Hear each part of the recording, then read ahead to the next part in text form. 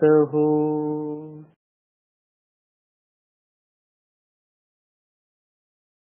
तर मग जे कोणी शास्त्र सांगत आहेत किंवा जे कोणी शास्त्र सांगतानाच थोडंसं इकडचं तिकडचं सुद्धा सांगतायत किंवा एखाद्या व्यक्तीकडे यथार्थ ज्ञान सुद्धा आहे आणि त्याच्याकडे ज्योतिषशास्त्र सुद्धा असेल किंवा मग त्यांच्याकडे अजून कुठली सामुग्री असेल, मग आपण काय करायचं? आणि ती खास करून जर का देवता शक्ती सामर्थ्य असेल तर मग अशा वेळेस काय करायचं? आणि ते सुद्धा ते सांगत असतील तर मग ना स्वामींनी सांगितलं की विषय व्यवस्था करो जाणे त्यासीची ऐको ये. विषय व्यवस्था करो जाणे म्हणजे जर का तुम्हाला त्या सांगितलेल्या ह्याच्यातनं विषय व्यवस्था करून म्हणजे बुद्धिपूर्वक कौशल्याने फक्त ज्ञानच ऐकण्याची सद्बुद्धी आपण ठेवायची. बाकीचं जर का कोणी काय सांगत असेल तर ते आपण ऐकत बसायचं नाही, त्याच्याशी आपल्याला काही घेणं नाही आहे. तर एखाद्याचा दोष असं जर का बोलल्या गेलं तर तो खूप वेळ आपण बोलत राहतो बिनकामी, तर तसंही होता कामा नये, त्याच्याशी आपल्याला काही घेणं देणं नाही आहे. आणि म्हणून तुम्हाला ऐकतानाच विषय व्यवस्था करायची आहे. विषय व्यवस्था म्हणजे आपली ऐकण्याची श्रवण करण्याची जी काही पद्धत आहे ती गुणदायकच घेण्यामध्ये ठेवायची. लोहचुंबक असतं बघा, लोहचुंबकाला तुम्ही कशातनं पण फिरवा, त्याचं काम एकच आहे, फक्त लोखंडालाच आकर्षित कर. सोनं जरी असेल तर सोनं चिकटतं का? त्याला नाही चिटकणार.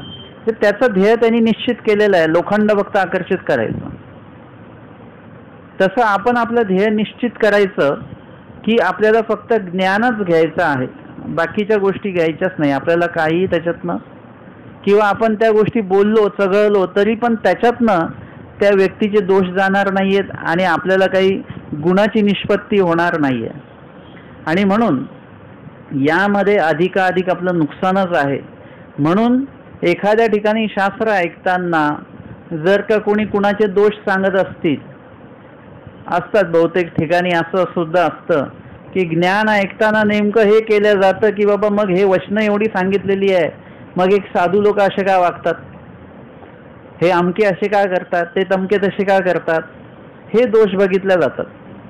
म्हणजे ज्ञान कशासाठी झालं पाहिजे याची एक तारतम्य दृष्टीच आपण विसरून गेलेलो आहे. आपल्याला जर का वचन आलं की पूजा पुरस्कार न स्वीकारावे, कुणी स्वीकारू नये, ऐकणाऱ्याने ते स्वीकारू नयेत. जर का मी ऐकतोय तर मी ती बुद्धी ठेवली पाहिजे की मला ते स्वीकारायचं नाहीये. परंतु 4-5 लोकांनी हात पकडून आपल्या गळ्यातच हार टाकले तर मग काय करणार? तिथे पण अति करायचं नाहीये. तुमची बुद्धी जी आहे ना, म्हणजे स्वामींनी काय सांगितलं, पूजा पुरस्कार न स्वीकारावे म्हणजे तुम्ही तुमच्या पद्धतीने स्वीकारू नका. तुम्ही असं नका म्हणू अहो 4-5 हार आणा, मला ते हार वगैरे घाला, माझं अष्टांग पूजन करा, असं मी तुम्हाला सांगायचं नाहीये किंवा आपण दुसऱ्याला सांगायचं नाहीये. आपली बुद्धी नेहमी हीच पाहिजे की आम्हाला पूजा पुरस्कार स्वीकारायचा नाहीये. परंतु एक विशिष्ट याच्यामध्ये लोक कधी कधी नाही ऐकत, त्यावेळेस तुम्ही ते गपचूप स्वीकारायचे आहेत, परंतु ते तुमचं मन स्वीकारत नाहीये, फक्त देह स्वीकारत आहे. आता हे वचन जर का ऐकलं, पूजा पुरस्कार न स्वीकारावे, तर सगळ्यात पहिला बाण जो आहे तो जे स्वीकारतात त्यांच्याकडे जातो. अच्छा, मग देवानी नाही सांगितलं मग ते का स्वीकारतात? तुम्हाला काय करायचं आहे? ते स्वीकारतात कसं स्वीकारतात? तुम्हाला आता कारल्याची भाजी वाढली आणि ती आता अशा व्यक्तीने वाढली की नाही म्हणता येत नाही, मग तुम्ही खाताच ना ती भाजी. पण कशी खाता? मनापासून खाता का? आवडीपूर्वक खाता का? नाही, तुम्ही उदासपूर्वक किंवा जबरदस्तीने ते खात असता. कधी कधी कुठली भाजी आवडत नाही पण वाढली आणि ती टाकता येत नाही, मग ती आपण जबरदस्तीने खातो मन नसताना. तसं त्या प्रकारे सुद्धा काही गोष्टी स्वीकाराव्या लागतात. तर जेव्हा क्रमाच्या निमित्त या गोष्टी ऐकत असताना पूजा पुरस्कार न स्वीकारावे ही गोष्ट तेवढीच खरी आहे, परंतु कधी कधी जेव्हा ती गोष्ट समोर येते त्यावेळेस काही प्रमाणामध्ये ती गोष्ट स्वीकारावी लागते, नाही म्हणता येत नाही. आणि मग मनातला माझा जो भाव आहे तो न स्वीकारण्याचाच पाहिजे हे एकदम बरोबर आहे. परंतु पूजन करणाऱ्याने पूजन करू नये का? आपण घरी जे लोक येतात त्यांचा सन्मान करत नाही का? आपल्या कार्यक्रमाला लोक येतात त्यांचा सन्मान करत नाही का? हे सगळं पूजनामध्येच येत असतं. आणि म्हणून कधीही ब्रह्मविद्या ज्ञान ऐकताना तुम्हाला विषय व्यवस्था करता आली पाहिजे. तुम्हाला गुणदायक दृष्टीच ठेवली पाहिजे, दोषदायक दृष्टी ठेवली नाही पाहिजे. तुम्हाला जो चष्मा दिलेला आहे तो गुण बघण्यासाठी दिलेला आहे, दोष बघण्यासाठी दिलेला नाही आहे. आणि म्हणून एखादं ते वचन जे येतं ते वचन सगळं माझ्यासाठी आहे, दुसऱ्यांना लावून बघायचं नाही. ते आपल्याला सोन्याची अंगठी भेटली तर आपण काय करतो? सगळ्यात आधी दुसऱ्यांना घालून बघतो ती? आपण स्वतःच्या पोटात आधी बघतो फिट बसते का, आणि परत थोडी काढून पण बघतो निघते का परत. म्हणजे आपण चांगल्या गोष्टींचा प्रयोग कोणावर करतो? आपण स्वतःवर करतो. कधी पण एखादा तुम्हाला चांगला पदार्थ दिसला, तुम्ही हलवाईच्या दुकानामध्ये काही पदार्थ घ्यायला गेले आणि तो जो टेस्ट करायला देतो तेव्हा तुम्हाला स्वतःला हे वाटत असतं की मला टेस्ट करायला दिलं पाहिजे. तुमच्यासोबत 4 लोक जरी आहेत, 3 लोकांना दिलं तरी तुम्हाला असं वाटत असतं की मला पण दिला पाहिजे. प्रत्येक चांगल्या गोष्टीचा प्रयोग आपण स्वतःवर करण्याच्या प्रयत्नामध्ये असतो. आपण दुसऱ्याची चप्पल घ्यायला जरी गेलो तरी आपल्याला असं वाटत असतं की ती चप्पल आपण घालून बघावी किंवा आपण सुद्धा नवीन चप्पल घ्यावी. आपण आपल्यावरच सगळे प्रयोग करतो. मग ब्रह्मविद्या ज्ञान ऐकताना असा विचार का असतो की हे वचन दुसऱ्यांसाठी आहे किंवा ते दुसरे का नाही पाळत आहे? दुसरे का नाही पाळत आहे याच्याकडे हे बोलण्यापेक्षा मी हे पाळतोय का याच्याकडे सुद्धा एकदा लक्ष दिलं पाहिजे आपण. आणि म्हणून स्वामींनी जे हे वचन सांगितलंय, विषय व्यवस्था करो जाणे तयासीची ऐको ये, आचाराचं हे 150 क्रमांकाचं वचन आहे. हे वचन आपल्याला एवढं सगळं प्रबोधन करतं की तुम्हाला कुठलंही ज्ञान ऐकताना, कुठलंही शास्त्र ऐकताना विषय व्यवस्था म्हणजे तुमच्या कामाचंच फक्त तुम्हाला घ्यायचं आहे. बाकीचं तुमचं मन विपरीत होईल किंवा तुमच्या त्या बोलण्यामुळे दुसऱ्याचं मन विपरीत होईल अशा प्रकारचं कुठलंही बोलणं आपल्याला त्याच्यातनं बोलायचं नाहीये. मग त्या ज्ञानाचा काय उपयोग? मग तुम्ही ते ज्ञान सांगताना त्याच्यातनं दोषच सांगतायत ह्याच्या त्याचे, मग ते ज्ञान ब्रह्मविद्या ज्ञानाची जी काही निर्मळता आहे ती कुठे शिल्लक राहते. आणि म्हणून सांगणाऱ्यांनी ही एक गोष्ट लक्षात ठेवायची आणि ऐकणाऱ्यांनी सुद्धा एक गोष्ट लक्षात ठेवायची. ब्रह्मविद्या ज्ञानामुळे कुणाबद्दलचेही दोष त्याच्यामध्ये आले नाही पाहिजेत. हे एक आहे. ब्रह्मविद्या ज्ञान सांगताना कुणाचेही दोष बोलले गेले नाही पाहिजेत आणि ऐकणाऱ्यांनी सुद्धा दोष ऐकायचेच नाहीयेत, फक्त गुणच ऐकायचे आहेत. एवढं जर का आपण ठेवलं तर कुठेतरी आपलं मन निर्मळ होत राहील. नाहीतर जे पाहिजे ते आपण घेत नाही आणि दुसरंच काहीतरी घेतोय. आत्ताच्या भाषेमध्ये बोललं तर जी फाईल आपल्याला घ्यायची ती आपण घेत नाही आणि नेमकी ती व्हायरसचीच फाईल त्याच्यामध्ये येते, तर काय होणार? सगळे जे गुण आहेत ते सगळे त्याच्यामध्ये करप्ट होणार. म्हणून ती एक गोष्ट लक्षात ठेवणं गरजेचं आहे. म्हणून जे पण लोक सांगत असतील किंवा जे पण लोक ऐकत असतील त्या सगळ्यांनाच एक प्रकारे विनंती आहे की त्यांनी दोषाकडे लक्ष द्यायचं नाही किंवा दोष सांगण्याकडे आपलं लक्ष ठेवायचं नाहीये. हे जर का 2 गोष्टी तुम्ही पाळल्या तर तुम्ही कुठलंही शास्त्र ऐकू शकता. तुम्ही एखादं देवताशास्त्र जरी ऐकलं तरी त्याच्यातनं तुम्हाला काय घ्यायचं हे तुम्हाला बरोबर माहिती आहे, कारण तुमच्याकडे ब्रह्मविद्या शास्त्राची परिपक्वता आहे. आमच्या महादाईचा ज्या आहेत त्या पुराण ऐकायला जायच्या आणि त्या पुराणातल्या काही गोष्टी स्वामींकडे येऊन त्या विचारायच्या की जीजी हे खरं आहे का, जीजी हे असं सांगितलं हे बरोबर आहे का?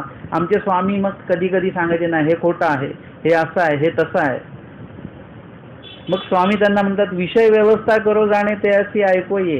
ज्याला विषय व्यवस्था करू शकतो, ज्याला ब्रह्मविद्या ज्ञान परिपूर्ण आहे तो व्यक्ती ते बरोबर ऐकू शकतो. नाही तर कोमळ ज्ञानी जर का व्यक्ती गेला, याचं ज्ञानच कच्चं आहे आणि त्याला जर का असे दोष लक्षात आले किंवा अशा काही गोष्टी लक्षात आल्या की देवताशास्त्रातनं हे फायदा आहे, तर त्याला तो तिकडे कल्ल्या जाईल, तिकडे ओढल्या जाईल तो. आणि म्हणून ज्याचं ज्ञान परिपूर्ण नाहीये त्यांनी बाकीच्या शास्त्रांकडे आता लक्ष द्यायचं नाही. तुमचं आधी ब्रह्मविद्या शास्त्र तुम्ही परफेक्ट करा, वचनं सगळी पाठांतर करा, वचनांचे अर्थ पाठांतर करा, लीळापूर्ण सगळ्या व्यवस्थित तुम्ही वाचन करा, त्यांचा अर्थपूर्ण चिंतन करा. आणि मग तुम्ही इतर शास्त्रांकडे जर का तुम्हाला अवलोकन करायचं असेल तर करा, नाही तर गरजच नाही आहे इतर शास्त्रांचं बघण्यासाठी. ब्रह्मविद्येमध्येच एवढं सांगितलेलं आहे, एवढं सगळं काय आहे की ते सांगता सांगता आणि ते ऐकता ऐकता आपलं आयुष्य निघून जाणार आहे. आणि म्हणून महादाईचा जे आहेत त्या महादाईचा परिपक्व आहे सगळ्याच बाबतीमध्ये. काय चांगलं काय वाईट ह्याची सगळ्याची शहानिशा ते करतात. आपण शहानिशा कुठल्या गोष्टीची करत नाही. आपल्याला काय की नवीन विधी आहे का, मग करा. नवीन विधी आहे का, करा. पण कुठेतरी त्याची शहानिशा करा. आपल्याला सांगितलेलं आहे का, आपलं आहे का, देवानी सांगितलं का, हे कुठे आपण करत नाही. आणि म्हणून स्वामींनी काय केलेलं आहे की हे वचन आम्हाला सांगितलेलं आहे की काहीही जेव्हा तुम्ही ऐकता त्यावेळेस तुम्ही ईश्वराच्या वचनाशी त्याचा संबंध जोडा की आहे का, जुळतंय का, काही नाही जुळत सोडून द्या. मग ते आपल्याला घेण्याचा कुठल्याही प्रकारचा काही अधिकार नाही आहे. जर का कुणी अन्य शास्त्र सांगत असतील किंवा अन्य वार्ता करत असतील, मग त्यावेळेस आपण काय करायचं, ऐकायचं का ते? आपल्याला ह्या गोष्टी ऐकण्यासाठी तर भरपूर आपली तयारी असते, उत्साह पण असतो. काय ऐकायचं? अन्य शास्त्र ऐकण्यासंदर्भात आपली खूपच एक उत्सुकता असते. तर मग ते ऐकायचं का, आनंदाने ऐकायचं का ते? नाही, स्वामींनी सांगितलं की अन्य वार्तेपसी वरी निद्रा सांग, अन्य वार्तेपसी निद्रा सांग, वरी निद्रा कीजे परी अन्य वार्ता न कीजे. खूप सुंदर वचन आहे की अन्य वार्तेपसी म्हणजे अन्य वार्तेपेक्षा निद्रा सांग म्हणजे तुम्ही आराम केलेला चांगला, झोपलेला चांगलं. वरी निद्रा कीजे पर अन्य वार्ता न कीजे. एक प्रकारे 1 तास 2 तास जास्त झोपा, परंतु अन्य वार्ता करू नका. हे वचन एवढं चांगलं वचन आहे, झोपण्याचं वचन. आराम करा, किती चांगलं वचन आहे.